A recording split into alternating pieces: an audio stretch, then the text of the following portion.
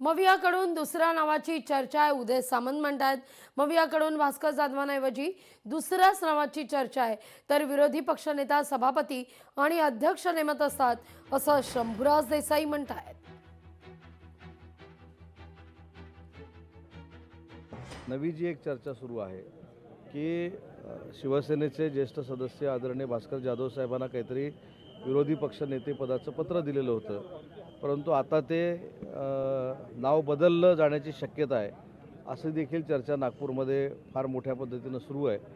त्याच्यामुळे विरोधी पक्षनेता जाहीर करणं ही जबाबदारी आणि हे अधिकार विधानसभेचे अध्यक्ष आणि विधान परिषदेचे सभापती या दोघांना आहेत आणि ते दोघेही सक्षम आहेत, ते योग्य तो निर्णय घेतील.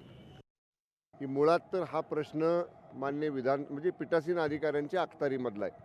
विधानसभेतला निर्णय घेण्याचा अधिकार मान्य विधानसभा अध्यक्ष महोदयांचा आहे आणि विधान परिषदेतला निर्णय घेण्याचा अधिकार मान्य विधान परिषद सभापती महोदयांचा आहे. त्यामुळं ते आणि त्या दोघांनी सांगितले की योग्य वेळी निर्णय या बाबतीतला होईल. विरोधी पक्ष नेता नसला म्हणून विरोधी पक्षाच्या बोलण्यावर बंधनं मर्यादा येत नाहीत ना. आम्ही पाहिले विधानसभेमध्ये विधान परिषदेमध्ये दोन्ही पीठासीन अधिकारी भरपूर संधी विरोधी पक्षाच्या सर्व सन्मान्य सदस्यांना बोलायला देतात. त्यामुळं त्यांनी बोलावं, त्यांचे प्रश्न मांडावेत, सरकारच्या संदर्भामध्ये त्यांची काय भूमिका असेल ती मांडावी. सरकारच्या बाजूने त्याला उत्तर देईल. विरोधी पक्ष नेता नाही म्हणजे त्यांना बोलता येणार नाही असं बिलकुल नाही.